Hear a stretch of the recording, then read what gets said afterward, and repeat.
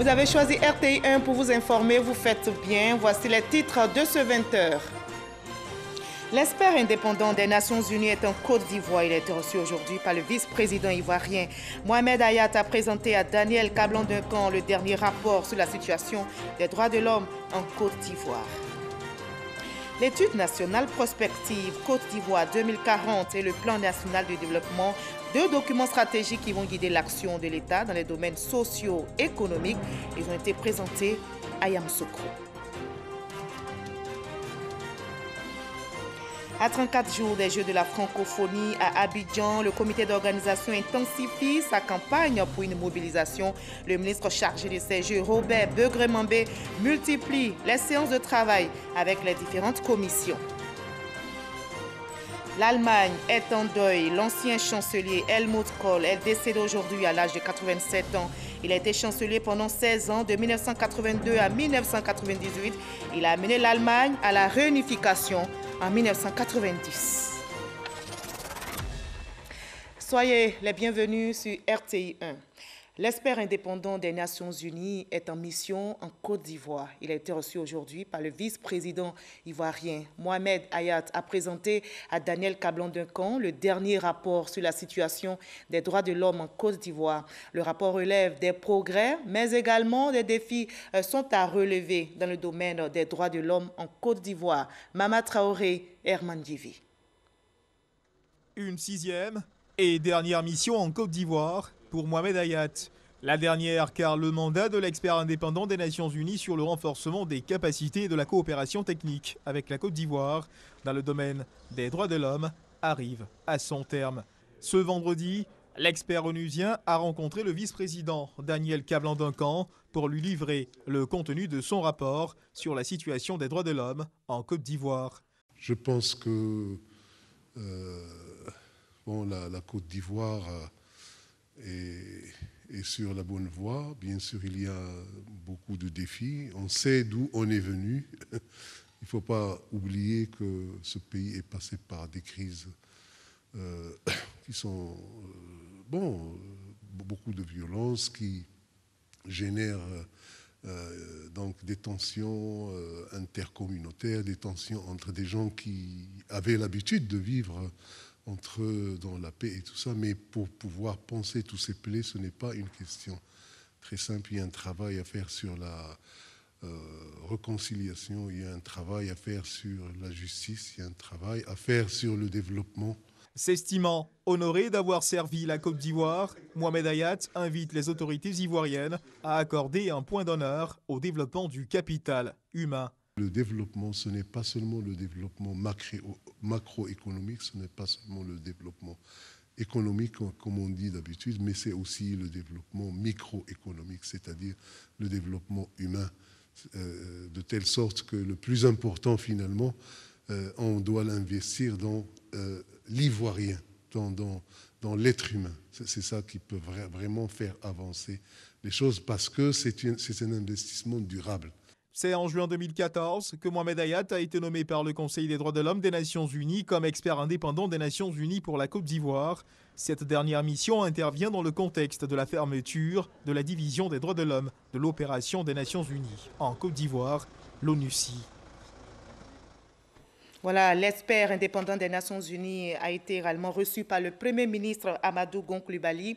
Amadou Gon Coulibaly, justement, qui a eu deux audiences cet après-midi. La première avec Mohamed Hayat, expert indépendant des Nations Unies sur le renforcement de capacités techniques avec la Côte d'Ivoire dans le domaine des droits de l'homme et avec l'ambassadeur de la République populaire de Chine en Côte d'Ivoire. On y reviendra dans nos prochaines éditions.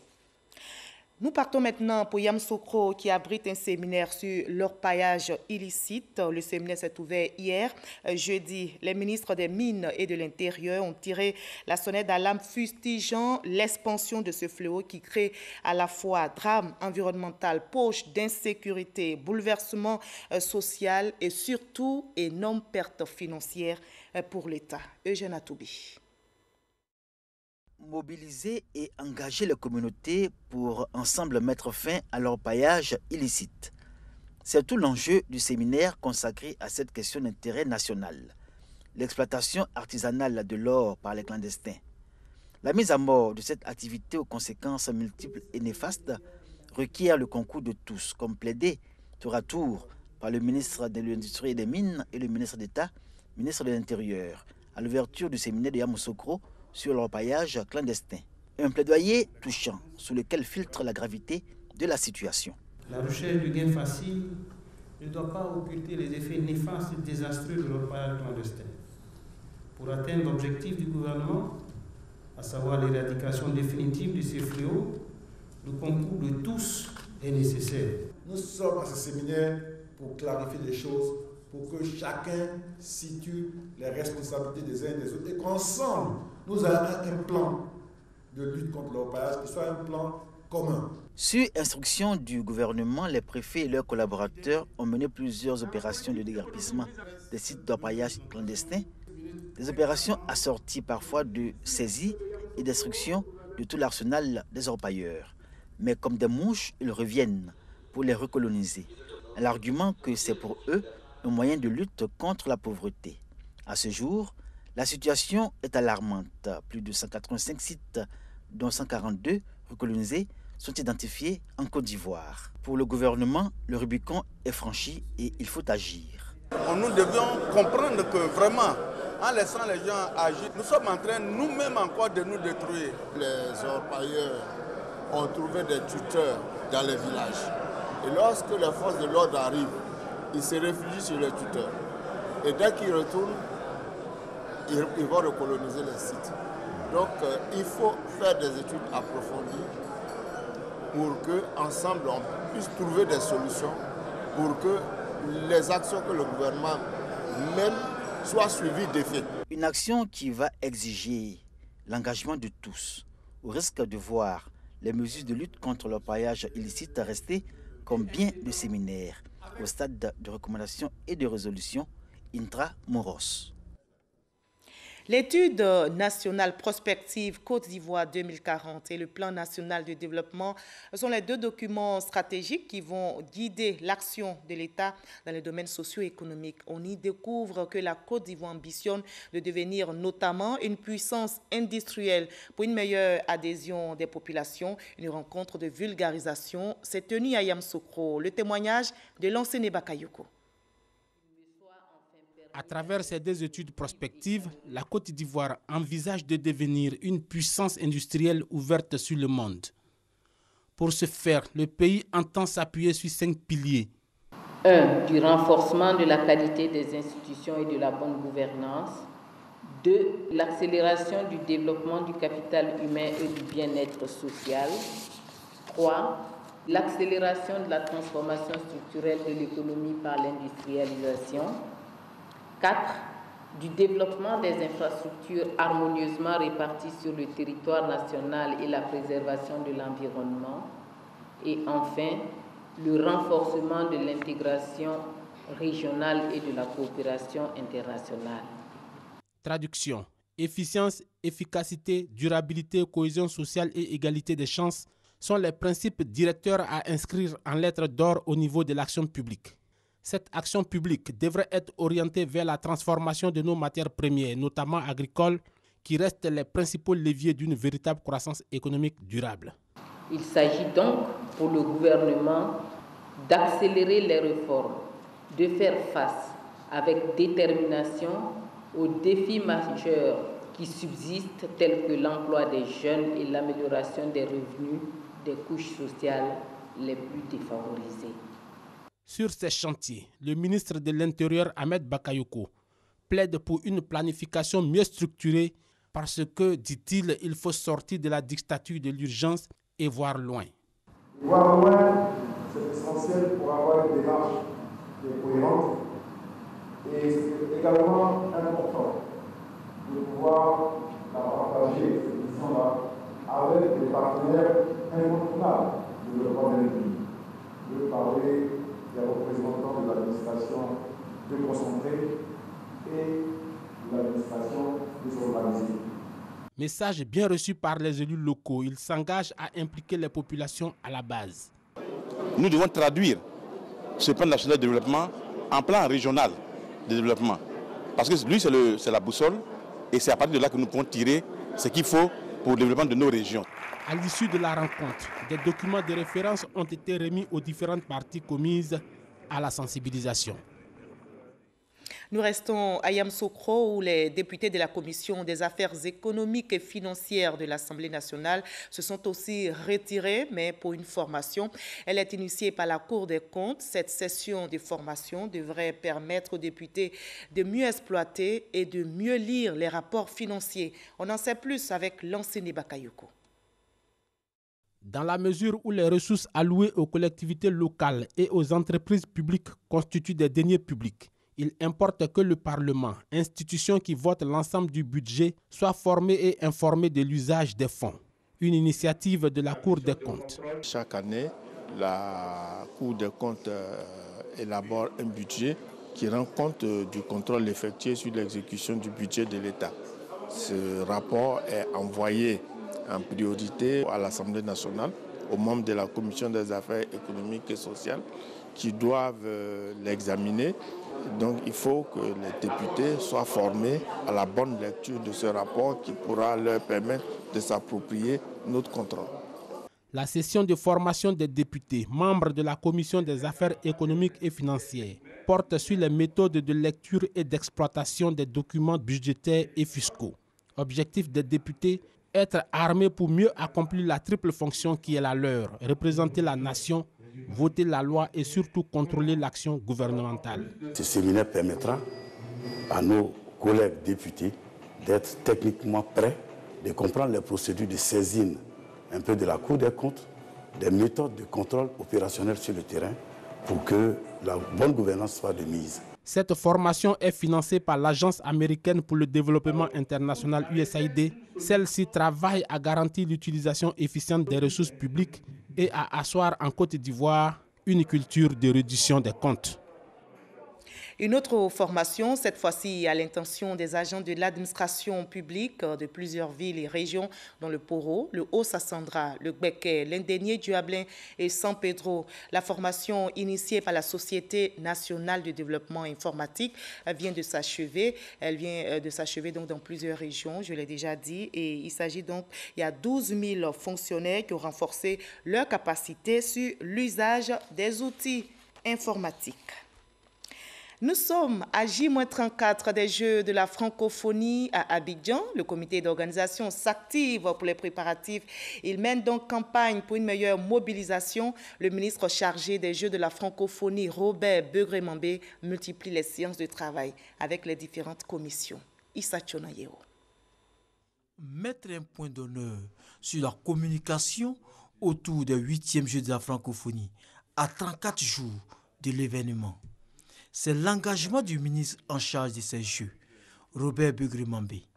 Il a exhorté les membres de la commission communication du CNJF, Comité national des Jeux de la francophonie, et du RTDH, radio-télédiffuseur hôte, à intensifier la promotion de ces Jeux auprès des populations. L'État a dégagé d'importants moyens pour équiper la télévision ivoirienne et la radio ivoirienne d'instruments de très haut de gamme. Et la RTIV devrait pouvoir y mettre en haute définition ce que réclame la communauté internationale. Il est donc important que la mise en œuvre de ces moyens au plan de la qualité de la production soit largement bénéfique à la Côte d'Ivoire et la télévision ivoirienne avec le ministre en charge de la tutelle, sont décidés à offrir à la Côte d'Ivoire des jeux de qualité du point de vue de la retransmission. C'est l'occasion pour les Ivoiriens de se servir de ces jeux pour montrer l'affection et l'amour qu'ils ont pour leur pays. Un message bien reçu par le coordonnateur du RTDH qui a salué la promptitude du ministre à résoudre toutes les difficultés. Nous avons eu une très grande avancée, une satisfaction en tout cas avec monsieur le ministre après cette réunion d'aujourd'hui. Nous avons eu vraiment des soucis. Aujourd'hui, monsieur le ministre sur place en réunion a débloqué cette situation. C'est vraiment une grande satisfaction. Et sur le champ, nous lui avons dit vraiment merci. Merci parce que nous savons que des équipements vont venir, vont arriver et donc nous sommes prêts à couvrir tous les sites en matériel et en personnel. Le ministre Robert Begremambé a demandé aux membres de la commission communication du CNJF de prendre dès lundi toutes les dispositions afin que tout le district d'Abidjan soit inondé de panneaux, de ballons et de bien d'autres gadgets à l'effigie des Jeux de la francophonie. Une stratégie pour permettre aux populations de s'approprier ces Jeux. Et en attendant ces Jeux, les examens scolaires de la formation professionnelle session 2017 ont été lancés aujourd'hui même par la ministre Kandia Camara et par le secrétaire d'État Touré Mamadou. Les épreuves écrites démarrent le 27 juin prochain pour s'achever le 29 juin 2017. Cette année, ils sont 16 073 candidats en liste. 80 spécialités sont concernées. Christy Omandé, Grâce Kando. 200 acteurs et partenaires de l'enseignement technique et professionnel à la cérémonie de lancement officiel des examens scolaires session 2017. Une initiative de la direction des examens, des concours, de l'orientation et des bourses en vue de mobiliser tous les acteurs autour de l'organisation des examens scolaires. À partir de maintenant, le ministre met en mission l'ensemble des acteurs qui interviennent au cours des examens et cela va aller jusqu'au 16 juillet avec la clôture définitive après avoir traité les réclamations issues des résultats qui seront donnés à partir du 10 juillet 2017. La ministre Kandia Camara et le secrétaire d'État Touré Mamadou ont expliqué les enjeux de cet examen avant de lancer un appel aux parents. La période d'examen est une période d'évaluation de tous les acteurs, depuis le ministre jusqu'à l'élève. Je souhaite qu'à la fin de ces examens, les résultats que nous allons obtenir, les enfants et leurs parents seront satisfaits parce qu'ils auront de bons résultats. Aux parents des candidats, je vous rappelle que l'encadrement de vos enfants est un devoir qui commence dès l'entame de l'année scolaire. Il ne sert à rien de chercher des voies de facilité pour eux. Faites-leur confiance. Les examens scolaires de fin d'année de l'enseignement technique et de la formation professionnelle rentrent dans leur phase active du 27 au 29 juin 2017 avec les épreuves écrites.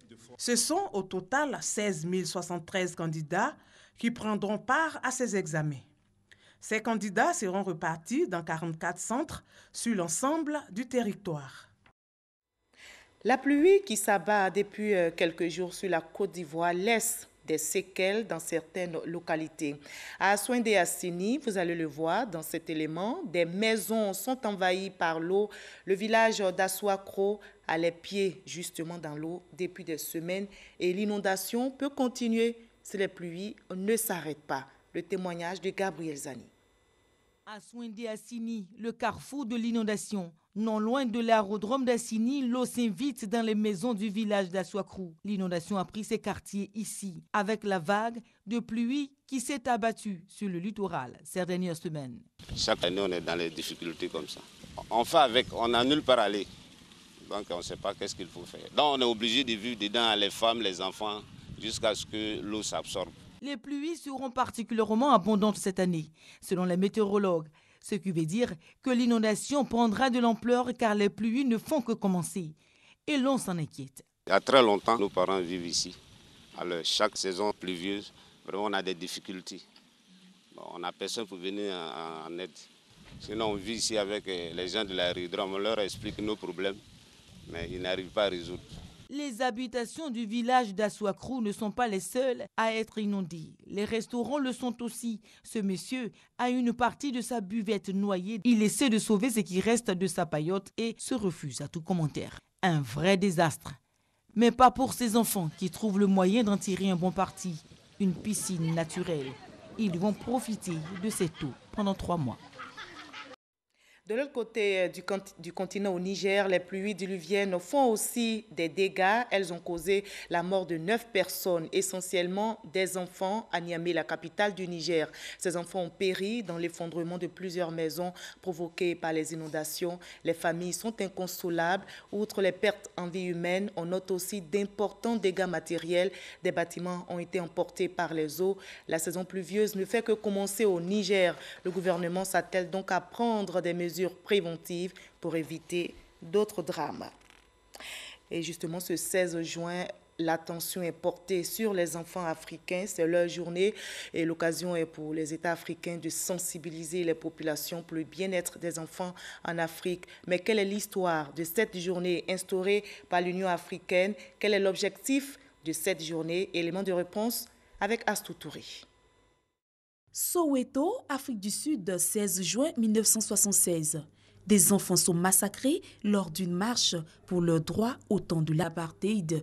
En souvenir de ce carnage, la conférence des chefs d'État et de gouvernement de l'Organisation de l'Unité africaine, OUA, aujourd'hui Union africaine, a instauré en juillet 1990 la journée de l'enfant africain. Au-delà de cette commémoration, il s'agit pour les États africains, préoccupés par le bien-être des enfants et de leur devenir, de marquer un temps d'arrêt pour faire le point de la situation de violation des droits de l'enfant et prendre des mesures appropriées afin d'assurer davantage leur mieux-être. Fidèle à ses engagements internationaux, la Côte d'Ivoire, en tant que membre de l'Union africaine et en application des dispositions de la résolution, s'associe aux autres États pour célébrer la journée. Objectif, mobiliser la communauté nationale autour de la problématique de la protection, du respect, de la promotion et de la réalisation des droits des enfants. Il s'agit spécifiquement de vulgariser les instruments nationaux et internationaux de protection de l'enfant et promouvoir une meilleure compréhension des implications pratiques des différentes obligations qu'il comporte. Également susciter l'engagement des administrations publiques et privées ainsi que des partenaires à mener des actions synergiques garantissant la réalisation des droits des enfants. Et cette journée de l'enfant africain a été célébrée ce vendredi en Côte d'Ivoire. Le réseau des enfants de la rue a organisé une série d'activités. Le réseau milite pour l'autonomisation et l'égalité des chances des enfants africains. Frédéric Olaï, Franck Diou. Ces enfants tenant ces pancartes et protestant contre la famine, la drogue et tout trafic, mais sollicitant davantage de politiques en faveur de la sécurité, de la santé et de la scolarisation, sont des enfants de la rue. À l'occasion de la journée de l'enfant africain instituée en 1991, ces enfants aspirent à de meilleures conditions de vie. J'ai été dans la rue. Pour la journée des enfants africains, je souhaite que l'État nous aide à mieux nous organiser, à faire des écoles pour des enfants qui n'arrivent pas à l'école. Célébrée tous les 16 juin chaque année, cette journée est placée sous le thème « L'agenda 2030 pour les objectifs de développement durable pour les enfants en Afrique. Accélérons la protection, la responsabilisation et l'égalité des chances. Les ONG en charge de la question des enfants mènent des actions pour leur bien-être. » Permettre à ce que ces enfants aient une situation vraiment accessible à certaines infrastructures au niveau du pays, telles que l'école, éviter qu'on retrouve des enfants dans la rue. Les enfants doivent être forcément à la maison. À notre niveau, nous travaillons directement dans la rue avec les enfants. Ensuite, lorsque dans la rue, nous trouvons des enfants qui sont en situation vraiment difficile, les cas les plus sérieux, nous les récupérons au foyer où nous les faisons passer des étapes déterminées pour pouvoir entrer ensuite dans la société. Malgré les actions réalisées en Côte d'Ivoire, le réseau Enfants de la rue EDR plaide auprès des pouvoirs publics pour la promotion des droits de l'enfant africain, notamment les enfants de la rue. L'ONG internationale Save the Children s'imprègne aussi des progrès réalisés dans la lutte contre les pires formes de travail des enfants dans la cacaoculture. Elle vient de visiter les projets pilotes réalisés dans la région de la Nawa, dans les zones productrices de cacao. Thérèse Tapiyoboui.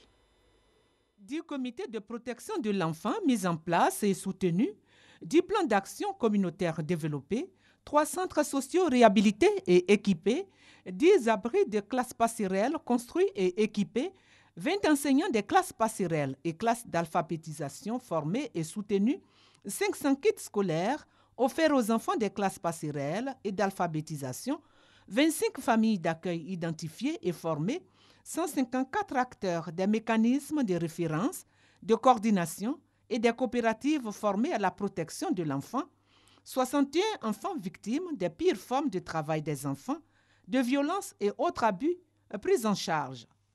Tels sont les projets réalisés par Save the Children International en Côte d'Ivoire, dans la région de la Nawa, plus précisément dans le département de Soubré.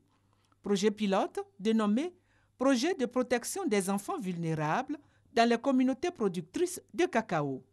C'est donc pour se rendre compte des résultats du projet sur le terrain que les responsables de Save the Children ont effectué cette visite. C'est pour nous, en tant que Save the Children, une contribution donc, à la lutte contre les pires formes de travail des enfants, particulièrement dans la cacao-culture, mais aussi contre tout ce qui est violence et abus qui sont faits aux enfants. Il s'agit également de voir l'impact de ces projets sur les populations. Constat, des avancées ont été notées sur le travail des enfants dans les zones productrices de cacao dans la région de la Nawa. Au chapitre santé, intéressons-nous aux 15e journées de pédiatrie qui se tiennent depuis hier à Grand-Bassam autour du thème « La santé de l'enfant et ses composantes environnementales ». Les acteurs de la santé planchent sur les préoccupations liées à la prise en charge efficace de l'enfant. Le compte-rendu de Grâce Kando dans nos prochaines éditions. En politique, le secrétaire général par intérim du Rassemblement des Républicains, Amadou Soumaoro, à la tête d'une délégation, est allé à la rencontre des militants de Bouaké. Il a appelé ces militants à la mobilisation autour des actions du parti. Kader Sougodogo. Siège local du Rassemblement des Républicains, RDR Bouaké. Mobilisation des grands jours pour recevoir une mission de ce parti conduite par son secrétaire général par intérim, Amadou Soumaoro. Le RDR vient ainsi à la rencontre des militants de Bouaké après le nombreux remous que cette ville a connus. Toutes choses qui ne doivent en aucun cas éteindre la flamme militante. Restons rassemblés autour de notre parti, autour de nos idéaux. Bientôt, nous allons tenir notre prochain congrès. Je l'ai demandé au président du comité d'organisation. Je lui ai fixé un objectif. Il nous faut au moins 100 000 militants pour notre congrès.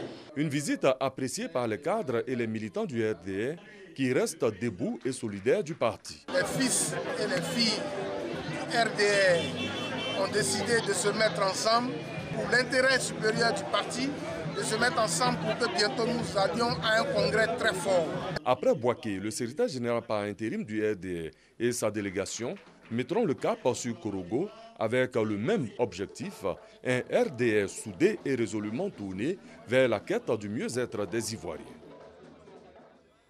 On a appris aujourd'hui la mort de l'ancien chancelier allemand Helmut Kohl. Il est décédé ce vendredi à l'âge de 87 ans. Le dirigeant conservateur tient le record de longévité à la chancellerie, 16 ans, de 1982 à 1998. Chrétien-démocrate, il a mené l'Allemagne à la réunification en 1990. Le témoignage d'Herman Guivi. Helmut Kohl, un géant de la vie politique européenne de la fin du XXe siècle, s'en est allé ce vendredi. Géant par la taille, géant par sa carrure d'homme politique, géant par son action en faveur de l'unification de son pays, Helmut Kohl aura marqué d'une empreinte indélébile les relations entre la France et l'Allemagne, deux nations marquées par l'exercice d'un pouvoir militaire et politique coiffé par la démesure et la folie. Pour rompre avec la tragédie d'une histoire, Helmut Kohl et François Mitterrand marquent les consciences collectives par ce cliché qui fera le tour du monde. Une poignée de main symbolique, acte fort du rapprochement franco-allemand, c'était en 1984 dans le champ de Verdun, où environ 700 000 soldats français et allemands ont poussé leur dernier soupir. Il avait achevé la réunification allemande et accéléré la construction européenne. Helmut Kohl fut un des pères de l'euro, qu'il parviendra à imposer à une population allemande attachée au Deutschmark. Il s'était également illustré par sa longévité à la tête de l'Allemagne, chancelier pendant 16 ans. Dès l'annonce de son décès, les hommages à travers le monde se multiplient. L'histoire d'une vie politique animée s'achève ce 16 juin 2017 pour l'homme politique allemand, né le 3 avril 1930 à l'ombre des usines chimiques de Ludwigshafen, dans une famille de modestes catholiques rhénans. Je rappelle, avant de nous séparer, nous sommes à J-34 des Jeux de la francophonie à Abidjan et le comité d'organisation s'active pour les préparatifs. La francophonie, rendez-vous mondial, sachez-le, magnifie la paix, la démocratie et les droits de l'homme. Fin de ce 20h, je vous retrouve avec le même plaisir demain et sur la même chaîne.